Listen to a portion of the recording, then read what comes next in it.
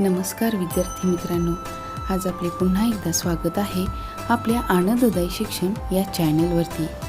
आज आपण बघणार आहोत समानार्थी शब्द।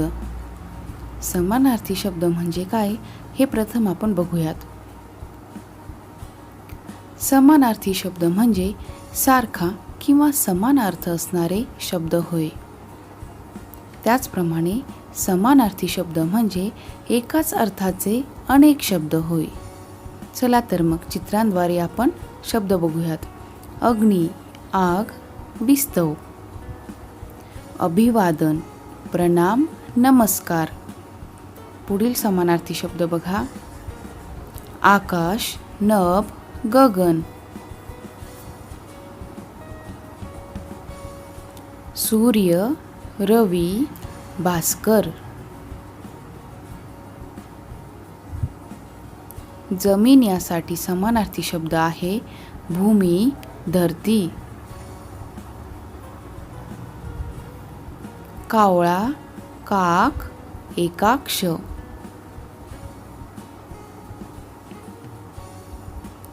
वृक्ष, झाड, तरू। या तीनही पैकी आपण एक शब्द वाक्यामध्ये वापरू शकतो। मित्र, सखा, सोबती।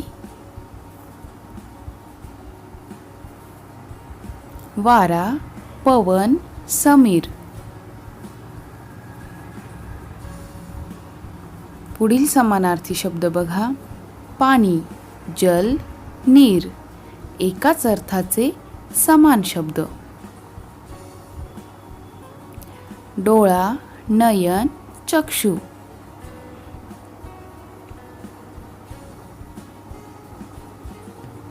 कथा, गोष्ट, कहाणी। या तीनही शब्दांचा अर्थ समान आहे, म्हणून ही समानार्थी शब्द। अरण्य, वन, जंगल। त्यानंतर बघा चंद्र, यालाच शशी, शशांक असेही म्हणतात।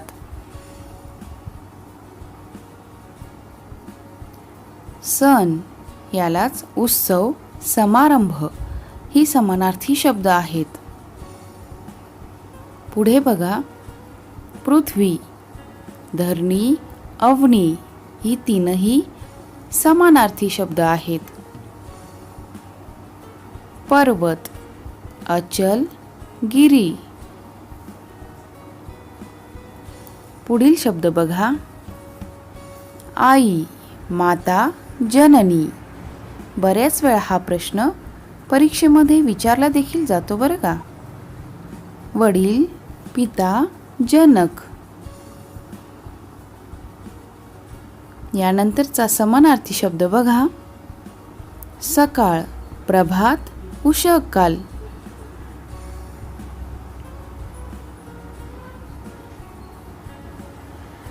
भुंगा, यासाठी समानार्थी शब्द आहे भ्रमर, मधुकर।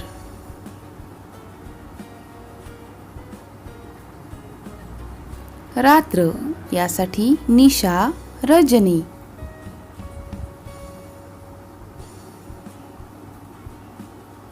फूल, पुष्प, सुमन।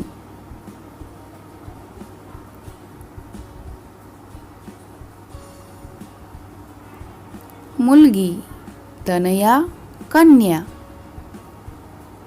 समान अर्थाचे तीनही शब्द आहेत। मुलगा, तनय, पुत्र।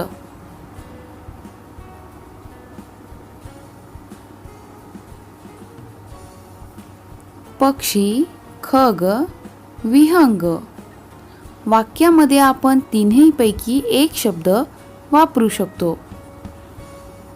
आनंद, हर्ष, मोद समान अर्थाचे शब्द आहेत। चांदणे, कौमुदी, चंद्रिका। किल्ला, गड, दुर्ग। पुढील समानार्थी शब्द बघा। देव, प्रभू, ईश्वर।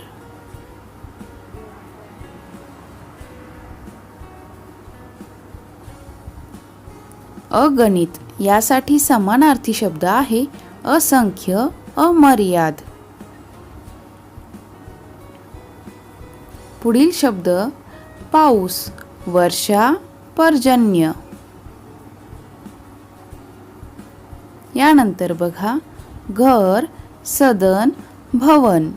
एकाच अर्थाचे तीनही शब्द, यालाच म्हणतात समानार्थी शब्द. धन्यवाद.